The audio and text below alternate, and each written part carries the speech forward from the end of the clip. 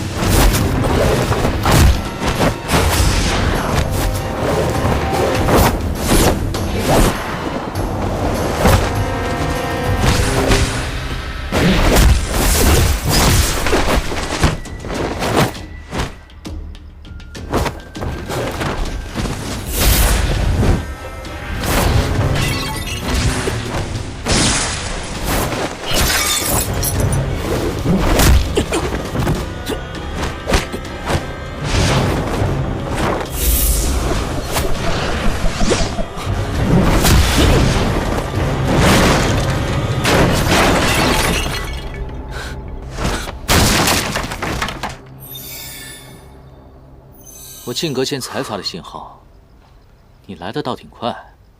我是担心你的法力平平，拖累我和颜淡。你们快来看，是之前失踪的那些女子。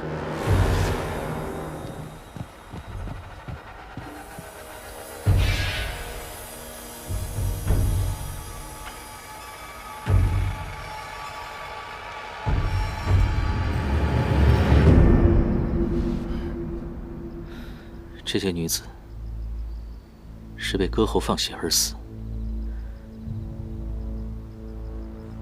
看来并非是妖邪所致，而是人祸。难怪那小子跑得那么快。放心吧，我已经在他身上设了追踪符。哦，那还不快追！哦。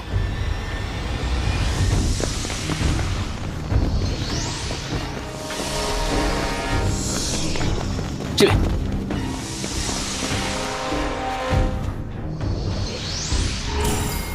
追踪符已破，他发现了。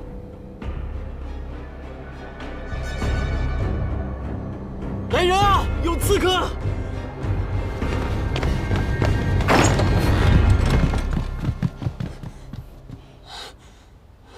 有刺客！刺客往那边跑了，快追！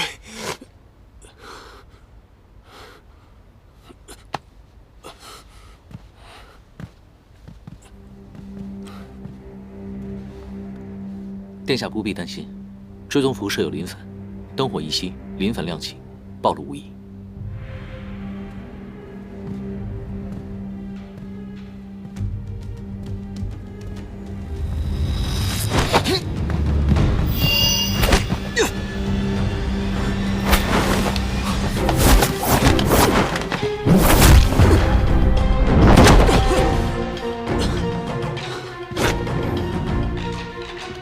你果然在私练功法。你诈我！你虽为人，为火之身却远胜妖魔，居然还以桃木符绑身，真是讽刺。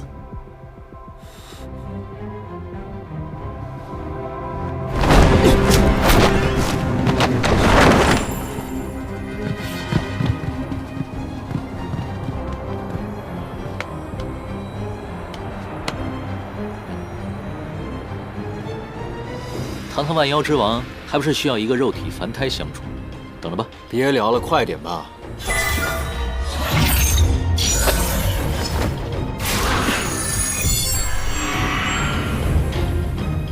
哇，谢了。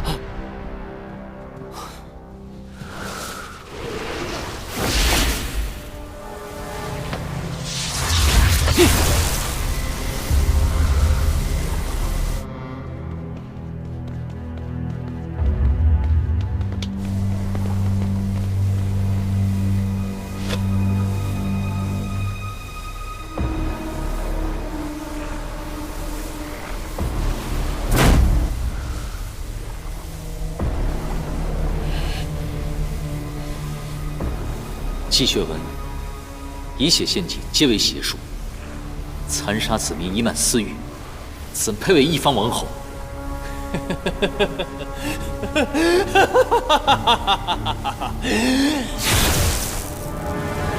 若有我，天下作甚也？有何要紧？若无我，又何来天下？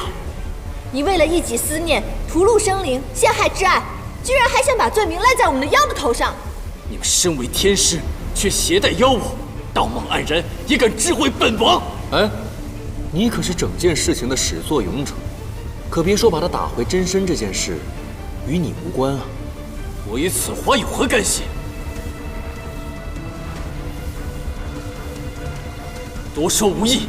今日我身上这纹路，怕是要多加几道了。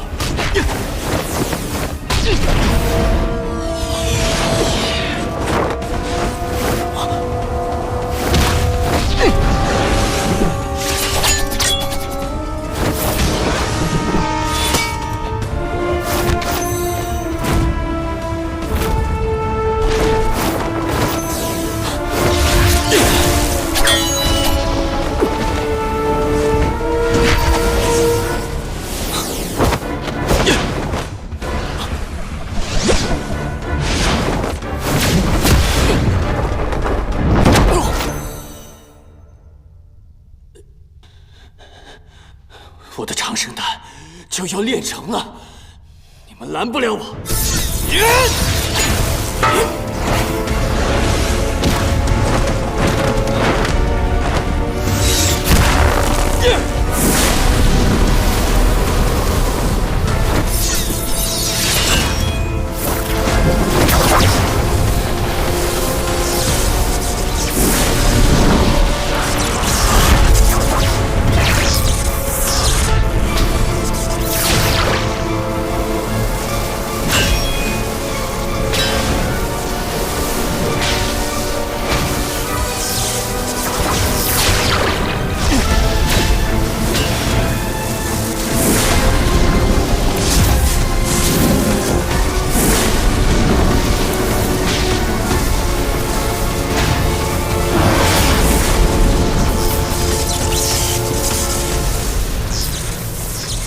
唐昭，你的不离锁对花有用吗？法术记下，你石花是人，我皆能将你召回。你要干嘛？我有办法了。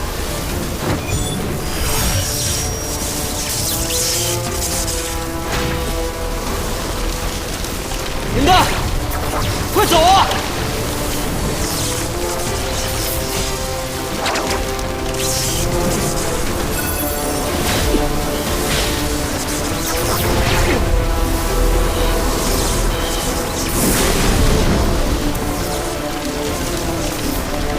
一步！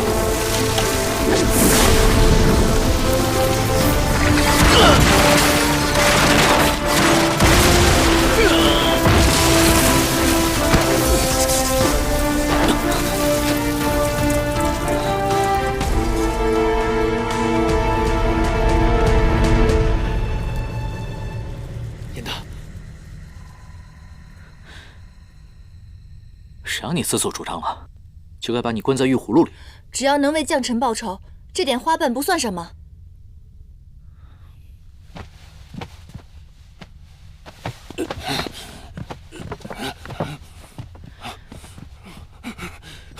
丹药以血淬炼，聚阴生煞，服至五脏俱焚。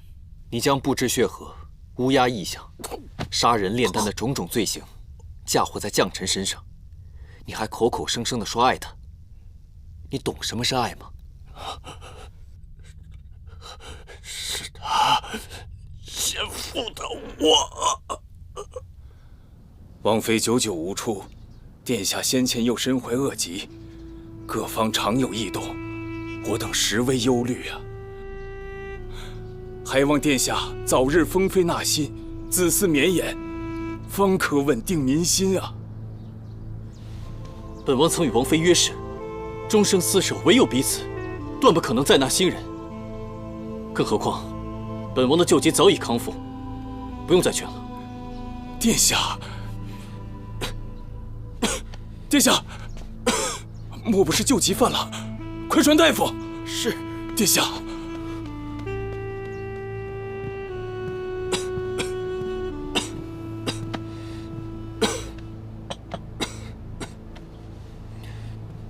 裴洛，大夫已言明，你只是一时心急，胸口淤痰，往日旧疾早已痊愈，你大可不必焦心。除去极恶，与常人无异。我乃至尊人杰，定是要长命百岁，与天同寿。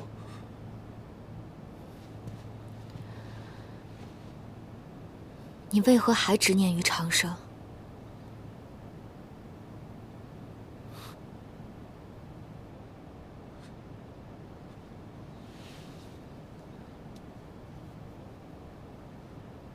我曾久病缠身，差点同你天人永隔，我怎能不后怕？若我无法长生，民心生疑，这王都迟早有一天都要拱手让人。我顶着谋士的压力，始终不肯纳谏，是因为你我有约定，只有彼此。你若不助我长生，又如何实现厮守终生的诺言？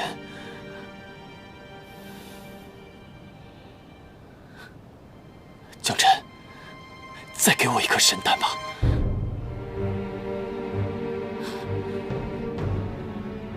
当年你命短受邀，只求多活几日。我祝你如常人般康健，你可以平安到老了。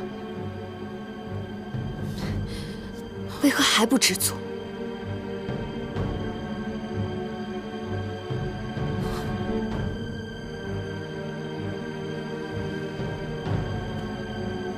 你是药，你可以活千秋万载，可我纵然病愈，也不过寿命数10年。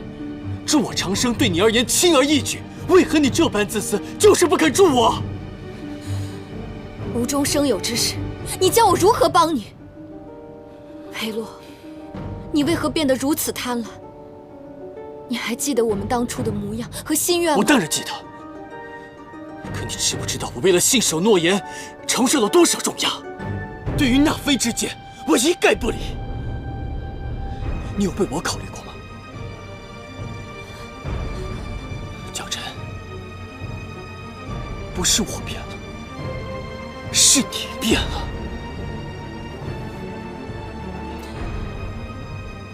那侧妃绵言此死，能安抚你的证据，那你便纳吧。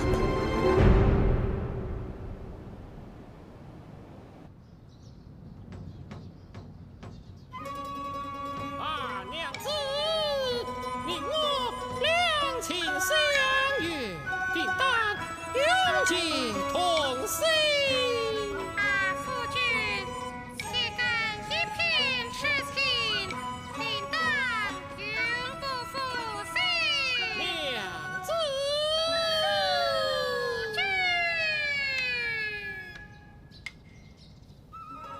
今夕如昨，却物是人非。携手关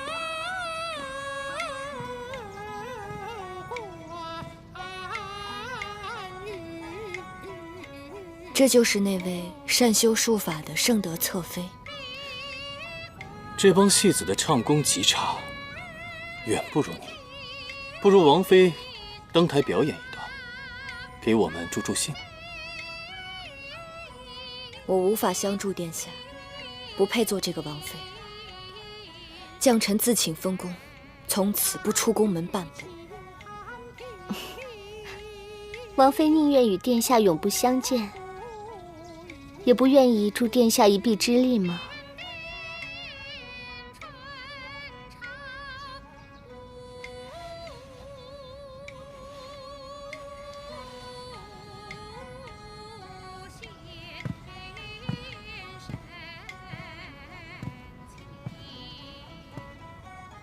江辰，是你先违背了我们之间的誓言，日后莫要后悔。即便我困死宫中，也不后悔。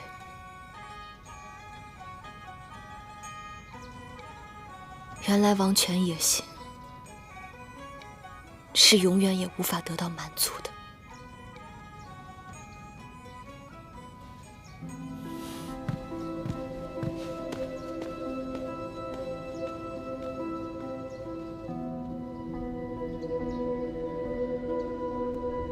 他为了你的王位，不惜暴露自己的妖身，顶罪自戕，甚至损耗自己的妖力，为你拦住了杀人炼丹的煞气。他做了这一切，怎么可能负你呢？他既然说爱我，却不肯助我长生，让我与他长长久久的在一起，那便是不够爱了。若不是他有心隐瞒，我又何苦练此功法，又何苦推他出来顶罪？明明是你执念太深，他并没有瞒你。这世上本无什么长生不老之法，你能活到现在，也不是因为杀人炼丹，而是因为将臣帮你寻了一样宝物，才可以让你延续性命。而你却不知天高地厚，不懂感恩，只知贪婪。此法物于你于他，是祸非福。昔日之言，今日终于应验。你什么意思？将臣为了你，向我多借了20年的光阴。这20年，他只求你快乐。而现如今，心愿已破，借主已丧，是时候该收回我的东西了。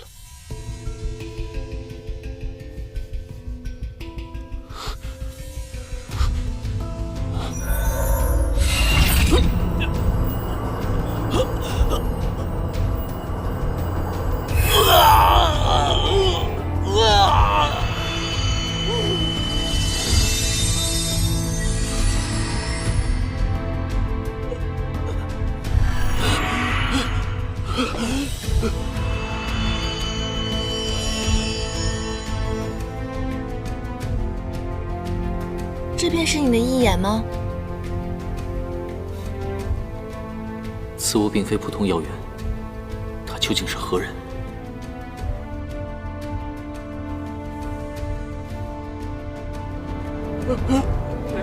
你双手已沾满鲜血，天意不容。将臣一定有办法。神丹，箱子里肯定有神丹，箱子里肯定有神丹，你们一定有办法打开它。锁心藤乃是花精族妖法，由执念所化，唯有化解心结才能打开。将臣既是因你生愿，能打开此匣的，便只有你。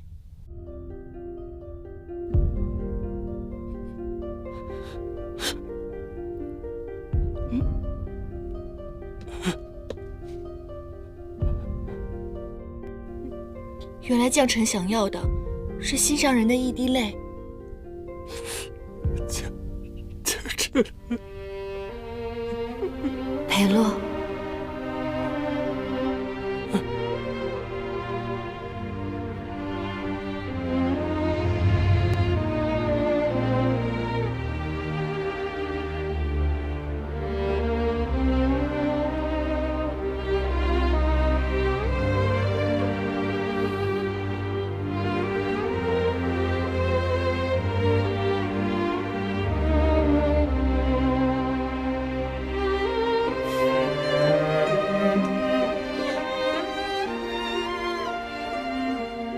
封妃乃王宫重视，你我早已登载史册，流传万世，为何还要学百姓做法，共写婚书啊？我不在乎流传万世，只喜好这婚书，名字共写，好证我们一生一世一双人。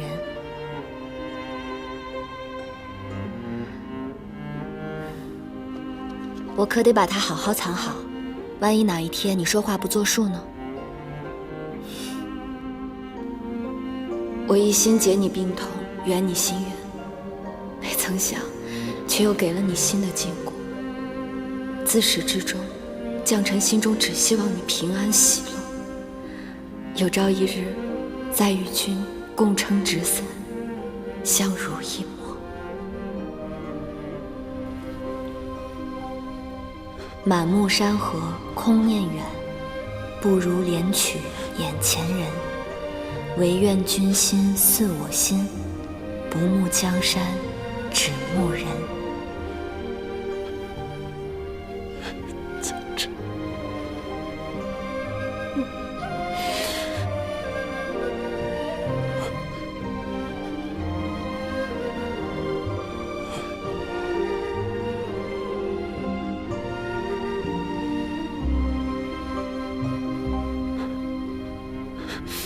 江辰，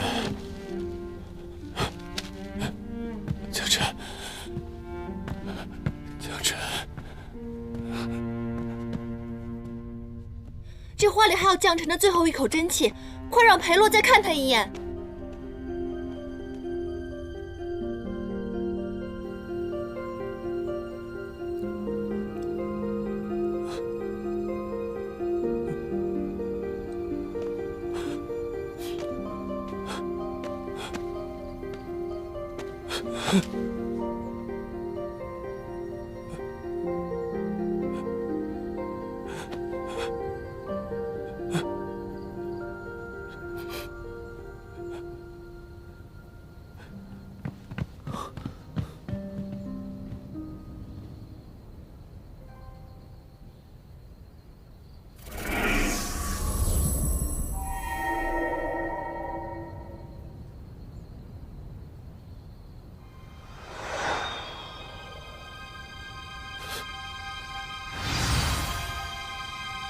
江辰，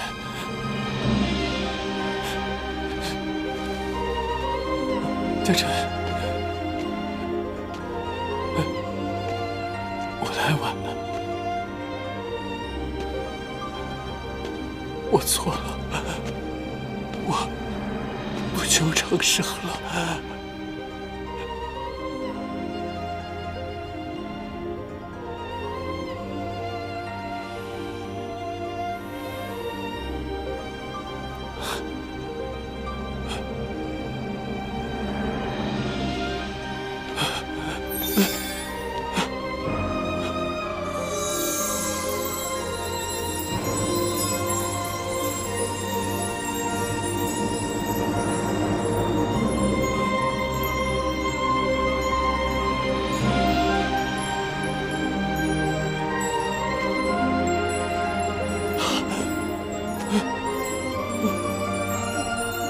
江辰，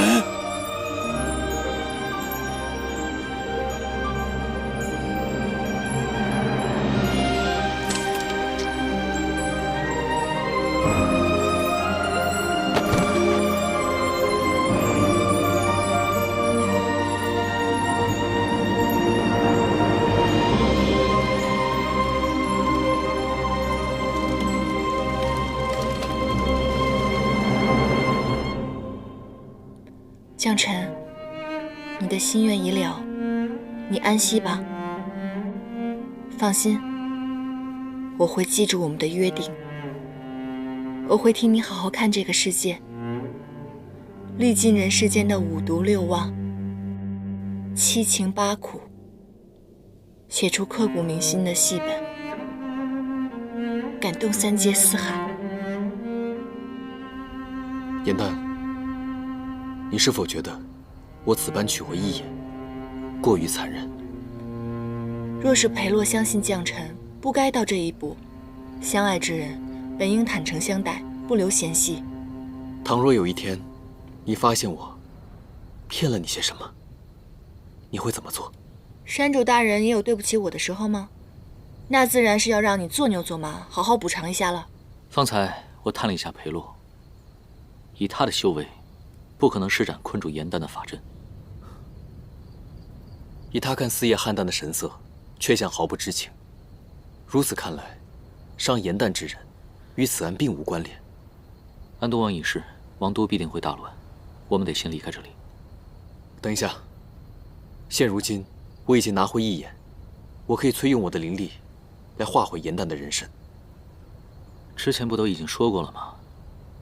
现在把它画出来的话，太过于冒险。况且我们来的时候是2个人，现在多出了1个，你觉得别人不会怀疑吗？一切等出去了之后再说。等等，方才在密室中，我察觉有一事奇怪，明明风力已停，我的花瓣却仍然飘去了丹罗炉顶。此路不凡，或许是其中藏有什么厉害的法器。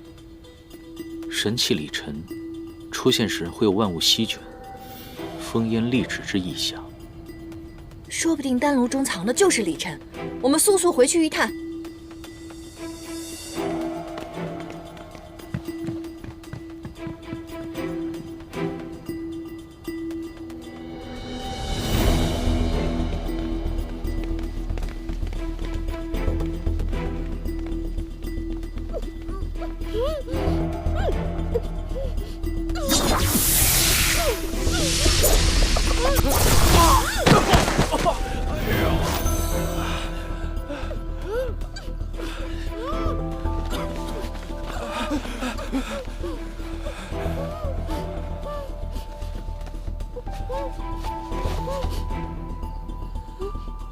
侧妃，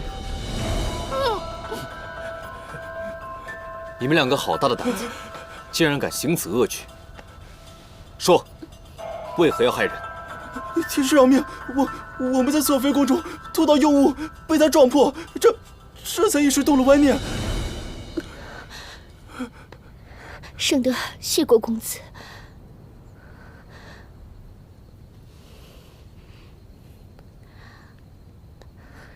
公子救圣德性命，圣德无以为报。我愿将我师门法宝礼尘赠与公子，以报救命之恩。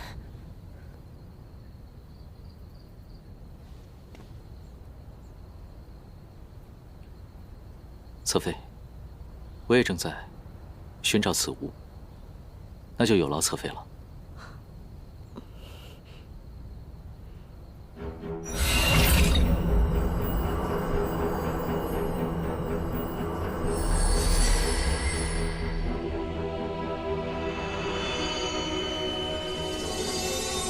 安都王不仅强行纳我为妃，还因发现了我贺心门的至宝礼尘，欲占为己有，屠我满门。此法器灵力不凡，依法施出，清风席卷，气无力止，万尘可散。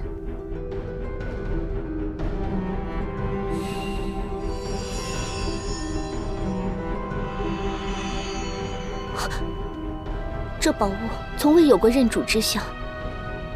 我为修炼之人，知晓所有法器皆有灵性。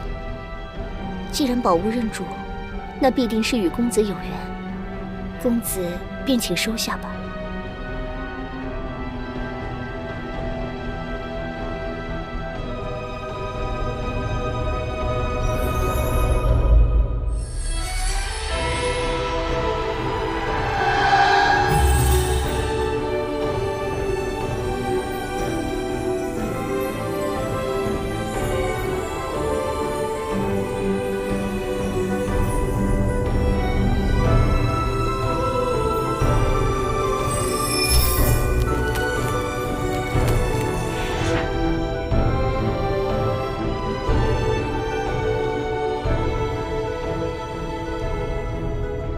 多亏有我，才未错失神器。等出宫了，你可得准备8针玉石、传奇画本，好好感谢下我。听说唐师弟清正洒脱，不染物欲，如此看来也是假的吧？看来于师兄也并不了解我。我这个人吧，既贪婪又小气，别说是宝物了，哪怕是一朵花，我都会占为己有，更不可能会让给旁人。哼！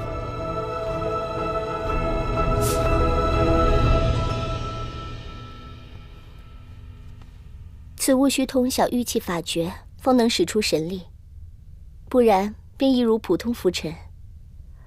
安都王昔日略得匆忙，法诀应该还在我师门之中。不知诸位可否愿意多费些脚程？看来侧妃的意思是，只有我们送你回师门，才肯将玉器的法诀交予我们。安都王已死，也没有人再限制我的自由。我想重回师门，为师父守灵，只是师门路遥，去途艰险，我孤身一人，不免畏惧。此物与我有救命之用，多谢侧妃相赠，我定会护送侧妃回师门。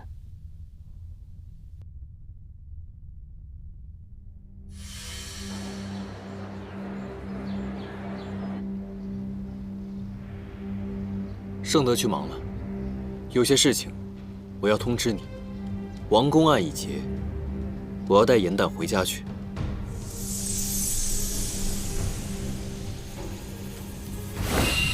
他秉性未清，还需继续教化。他是我野兰山的妖，该如何行动，需要你的指点吗？不离所为正，他现在是我的妖。你现在就把这法术解了，不然我就杀了你。阁下的意思是，让我连你一起抓了？那就试试吧。哎，又开始了，这两个人我一个都不敢得罪，真是大王打架，小妖遭殃啊！你要带他走，可曾问过他的心思？好啊，现在我便让你亲耳听听，他是什么心意。不许动，出来说话。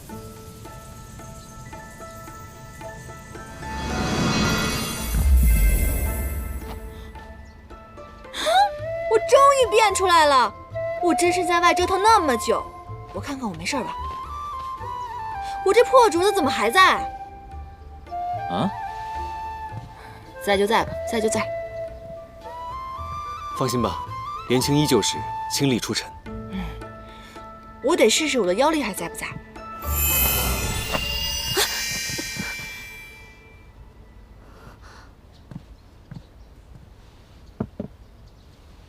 妖力？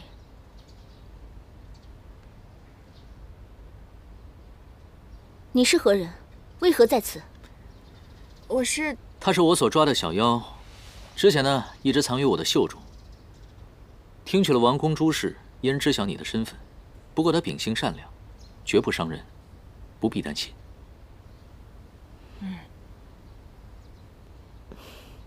既有唐公子担保，盛德便没有什么顾虑了。姑娘，你叫什么名字？我叫严旦。之前多亏了你给我们线索，这才让我们把安都王的嘴脸给揭穿了。客气了，我还得多谢你们救我于水火呢。不客气，不客气，这是我们应该做的。严旦，唐周已经答应盛德送他回师门了，而且盛德这一路端茶送水，体贴照顾，相处甚好。我们两个就不必再次打扰了，就此别过吧。盛德是客人，不必劳烦他。我向来有严旦伺候，所以他必须留下。唐周，你忘了你身上的使命吗？你可谓是肩负重任，而且人妖殊途，就算再舍不得，终究也是要别离的。我相信，你懂我在说什么。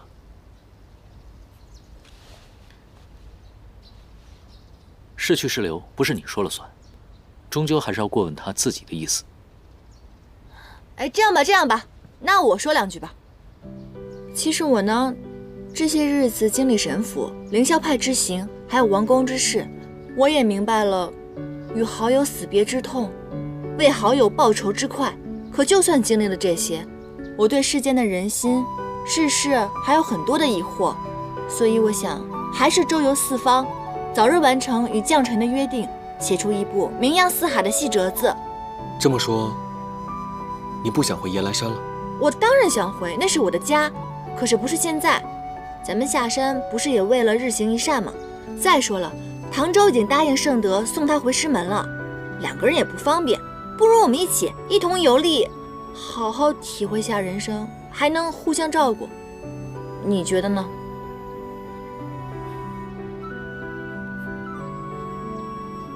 刚才不是你自己说的吗？会尊重他的心意。严旦，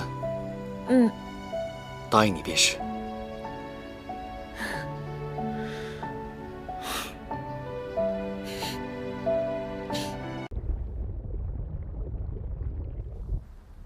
太子殿下，这是灵贝族进献给东海的灵风弓，听闻锋利无匹，急如闪电，对追击那酒旗定大有助益。殿下，你要不试试？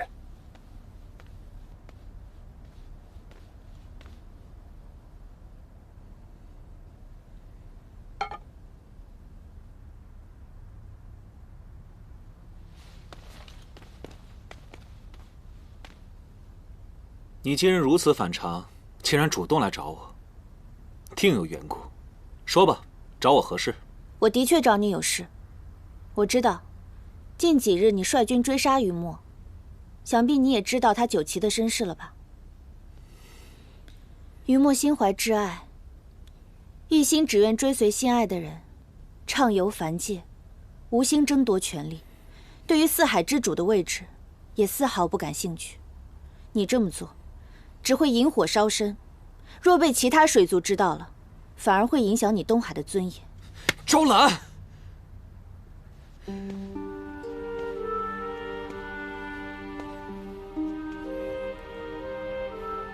今日主动来找我，竟然还是为了那个雨墨。你我在玄心崖相伴100年，你真的就一点都不了解我的心意吗？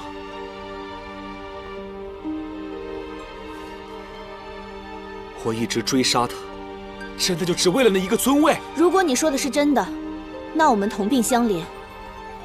今日我再信你一次，也愿你信我一回。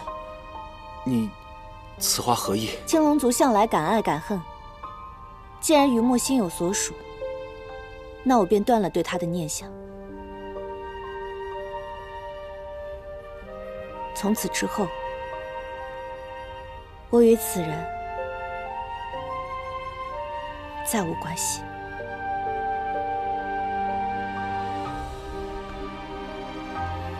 这一次，我定不会拖延推诿。我愿与你定下婚期，嫁入东海。此话当真？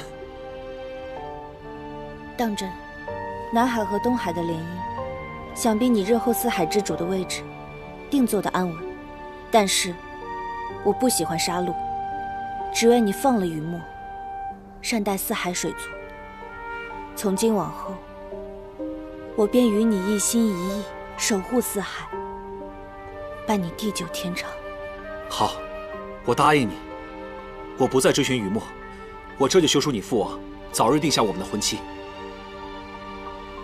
那我便回南海，准备嫁衣，等你迎娶我。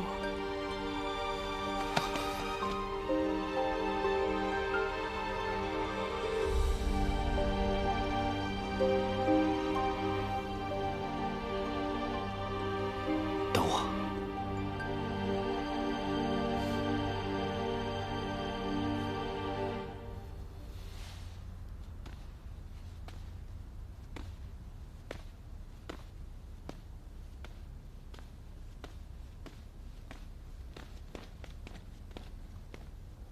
殿下，您真的相信赵良公主所说的话吗？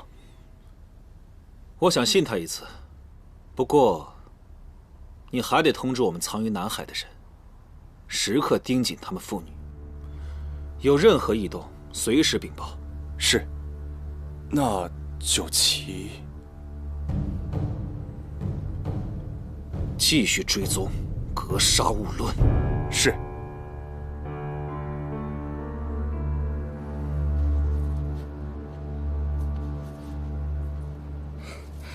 公主，这件嫁衣的衣料是天界所赐，花纹样式皆为上品，你可喜欢？过于华贵，还是换了吧。我倒是觉得此件甚好。父王。哎呀，父王，您来了，怎么不告诉女儿一声？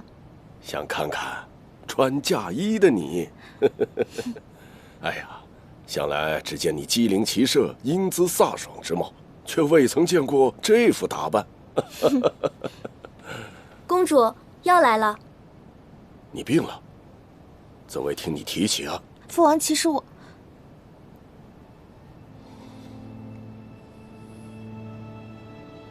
你们退下。是。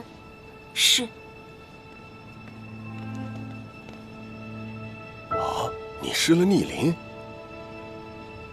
难怪如此虚弱。此鳞不仅是周身灵力所及，更是龙族适中之物。你大婚在即，怎会没了此物呢？有人相助，我与他逆鳞防身。何等朋友？值得献出逆鳞？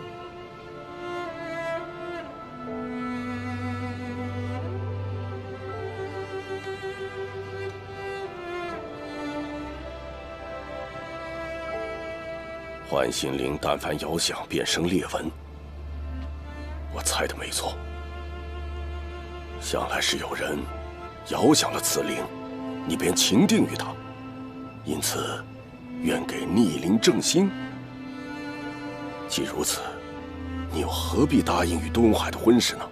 女儿与那人有缘无分，只能以朋友的身份相处。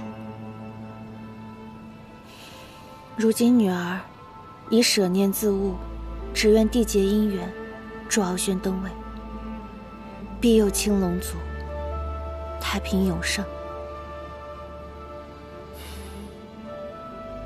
我向来无意在四海揽权争霸，又何必拿你的姻缘去换取所谓的繁盛？为父心中唯有你幸福安康最重要。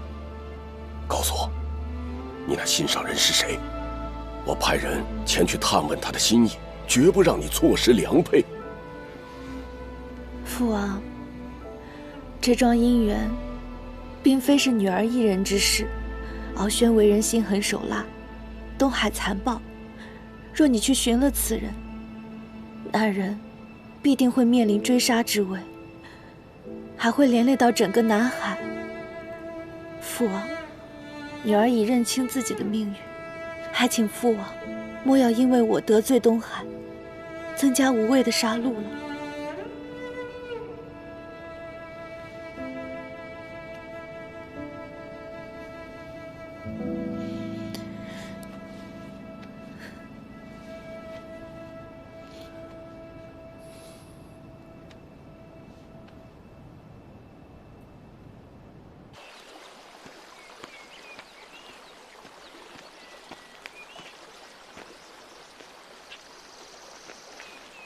谢了。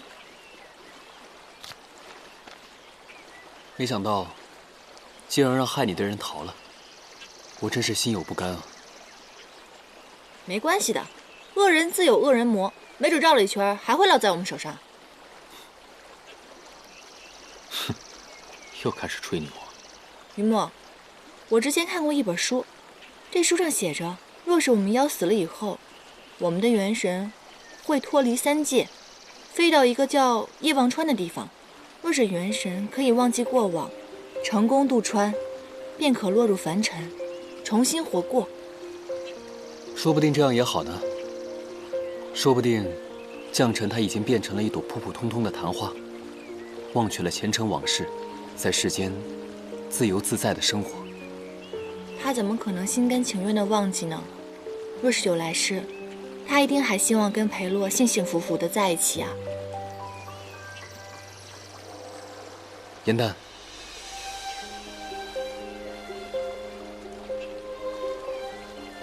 没事。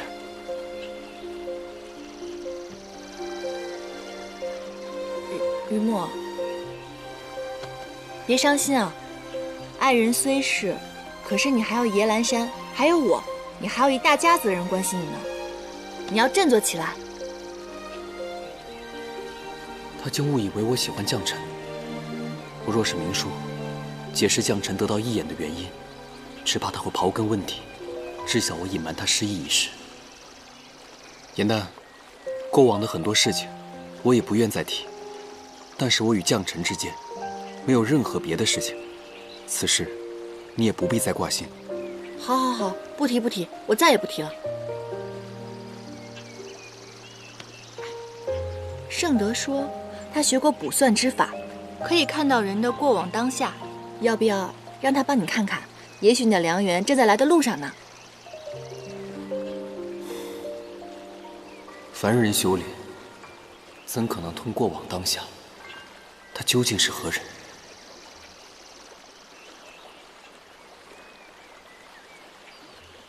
唐公子刚刚走了许久，额上都是汗，我帮你擦擦吧。啊，不必了。师门有戒，不得与女子亲近。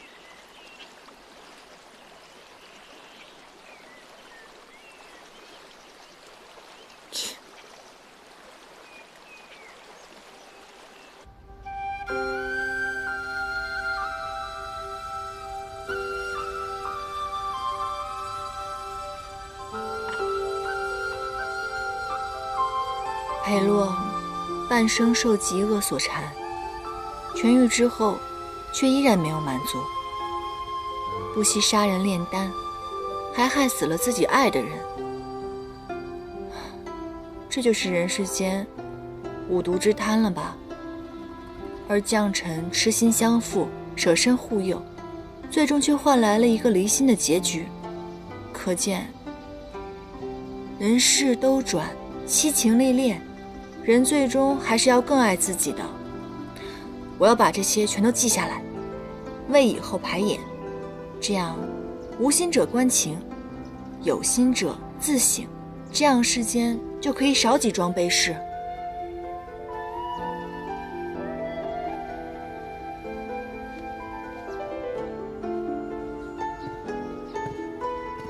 元旦，哎，顺德，我做了一些小菜，你尝尝看。哇，这些美食好漂亮啊，我从未见过。顺德，你真是心灵手巧。你尝尝看。这些菜都是天界做法，你前世今往自然没见过，只是一些家常小菜罢了。你要是喜欢，以后我每日都做与你吃。这味道，我怎么感觉在梦中好像尝过似的？你喜欢就好，多吃一点。元旦，我初来乍到，与谁都不亲熟，心中实在是寂寞。唐公子救我于危难，我却不知他有甚喜好，难以还报，实在是很焦心。我只能来请教你。嗨，真的，他这个人吧，喜欢整人、翻规、欺负弱妖。别看他表面温文尔雅，内心非常的黑暗。上一次他就开始整，这些似乎都是一些寻常小事。你可知他有什么特别的喜好？特别的喜好？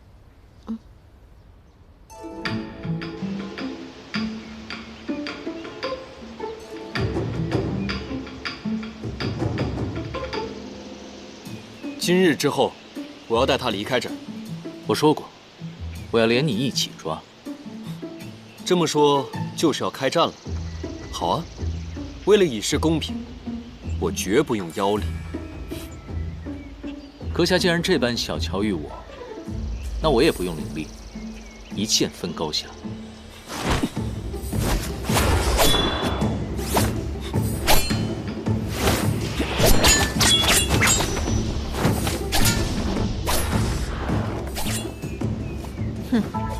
据我多日观察，果然没错。唐州此人性情执拗，爱好打架斗殴，什么事情都要分一个你对我错。你看，这不就开始了？唐公子比武习剑，乃上进之举，我倒觉得颇有魅力。这难道就是情人眼里出西施？果然爱情让人麻木。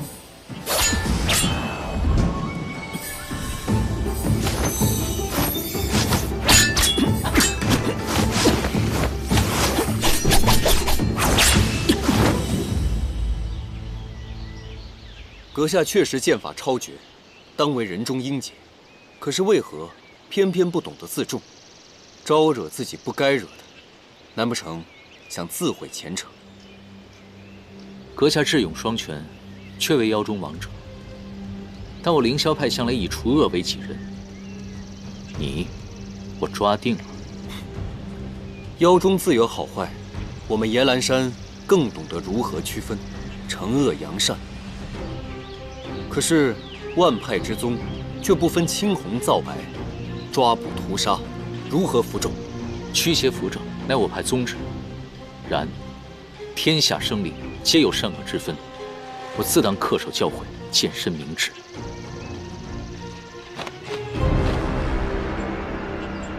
还来？等一下！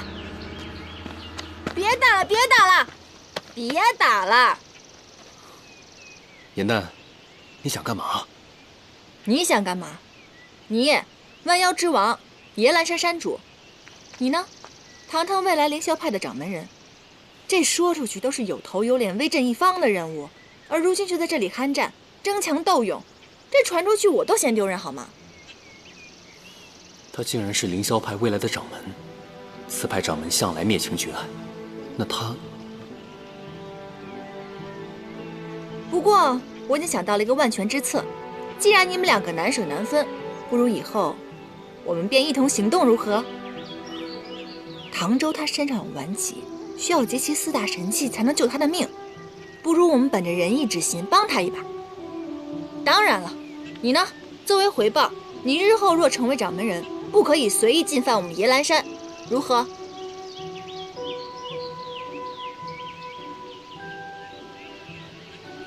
来嘛，不要那么严肃。江湖嘛，多个朋友多条路，少个朋友天堵墙。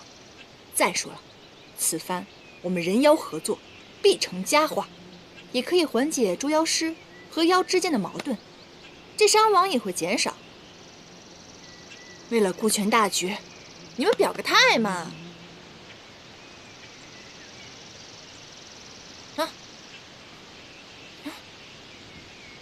好，绝不祸害凡间。必定善恶昭彰。好，既然如此，我们日行一善小队正式成立了。哎，现在大家都是伙伴了，你天天拿那个布里索拴着我也不是个事儿啊。你不如帮我给他卸了，也算是博一个合作的彩头嘛。来嘛！化干戈为玉帛，以证你的诚心。